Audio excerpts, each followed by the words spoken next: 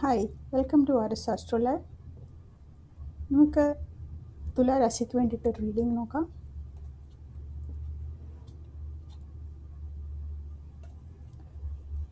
Four of pentacles റിവേഴ്സിൽ കിട്ടിയിട്ടുണ്ട്. ഫൈനാൻഷ്യലായിട്ട് നിങ്ങൾ വളരെ തൃപ്തിയായിട്ടുള്ളൊരു കണ്ടീഷനാണ്. നിങ്ങൾ ആരെയോ സഹായിക്കും, അല്ലെങ്കിൽ നിങ്ങൾക്ക് നിങ്ങൾക്ക് മുന്നിൽ ഒരു ആവശ്യമായിട്ട് വന്നു കഴിഞ്ഞാൽ അവരെ ഹെൽപ്പ് ചെയ്യാനൊരു മടി കാണിക്കില്ലേ. അത് പ്രത്യേകിച്ച് ശ്രദ്ധിക്കുക. ഈ സമയത്ത് ഒരു ഫൈനാൻഷ്യൽ ഹെൽപ്പ് ചെയ്യാൻ ആവശ്യപ്പെടാൻ ഒരാൾ നിങ്ങൾക്ക് മുന്നിലെത്താൻ വളരെ ചാൻസ് കൂടുതലാണ്. നൈറ്റ് ഓഫ് കപ്സ് കിട്ടിയിട്ടുണ്ട്. ഇമോഷണലി വളരെ ഫുൾഫിൽഡ് ആയിട്ടുള്ളൊരു സമയമാണ് നിങ്ങൾക്ക്. ഫൈനാൻഷ്യലി നിങ്ങൾ വളരെ ഫുൾഫിൽഡാണ്. അതുകൊണ്ട് തന്നെ നിങ്ങൾക്ക് ഈ സമയത്ത് വളരെ ഒരു സ്റ്റഡി ആയിട്ടുള്ള ഒരു സ്റ്റാറ്റസിലാണ് നിങ്ങളിപ്പോൾ ജീവിക്കുന്നത്. ഒരു കല്യാണം, ഇഷ്ടപ്പെട്ട കല്യാണം അല്ലെങ്കിൽ ചെറുക്കനുമായിട്ടുള്ള വിവാഹം, അതല്ലെങ്കിൽ ഒരു പുതിയ അലയൻസ്, അതുമല്ലെങ്കിൽ ഒരു പുതിയ ഫ്രണ്ട്ഷിപ്പൊക്കെ ഈ സമയത്ത് ഉണ്ടാകാൻ ചാൻസ് ഉണ്ട്. ഒരു ജഡ്ജ്മെൻറ്റ് കാർഡ് വന്നിട്ടുണ്ട്. നിങ്ങൾക്ക് ദൈവം നിങ്ങളുടെ ആഗ്രഹങ്ങൾ സാധിച്ചു തരുന്നുണ്ട്. നിങ്ങൾ ദൈവത്തെ വിളിച്ച് പ്രാർത്ഥിച്ചിട്ടുള്ള കാര്യങ്ങൾ, നിങ്ങൾക്ക് പ്രയാസങ്ങളുണ്ടാക്കിയ കാര്യങ്ങളിൽ നിന്നൊരു മുക്തി ഉണ്ടാകുന്നുണ്ട്. ദൈവം അതിന് നിങ്ങൾക്കൊരു ഫലം തരാൻ പോകുന്നു. നല്ലത് ചെയ്തിട്ടുണ്ടെങ്കിൽ നല്ലത്, കെട്ടത് ചെയ്തു കഴിഞ്ഞാൽ കെട്ടത്. അതാണ് ഭഗവാന്റെ ഭാഗത്തു നിന്നുള്ള ജഡ്ജ്മെൻ്റ് എന്ന് പറയുന്നത്.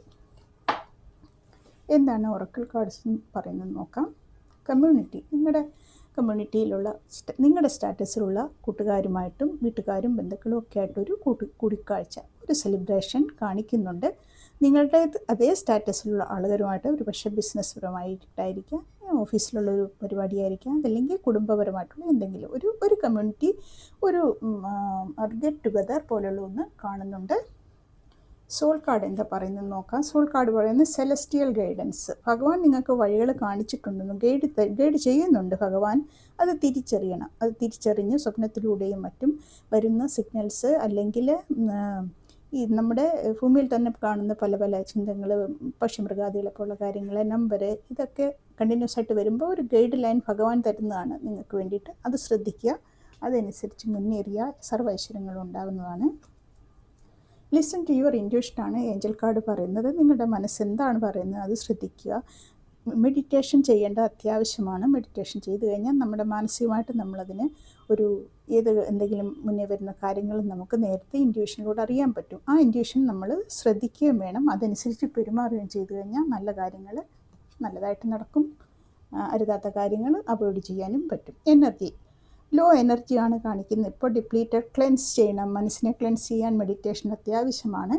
അതിനു വേണ്ടിയിട്ട് അല്പം ഒറ്റയ്ക്കിരുന്ന് മെഡിറ്റേഷൻ ചെയ്യാൻ ശ്രമിക്കുക. സ്പേസ്,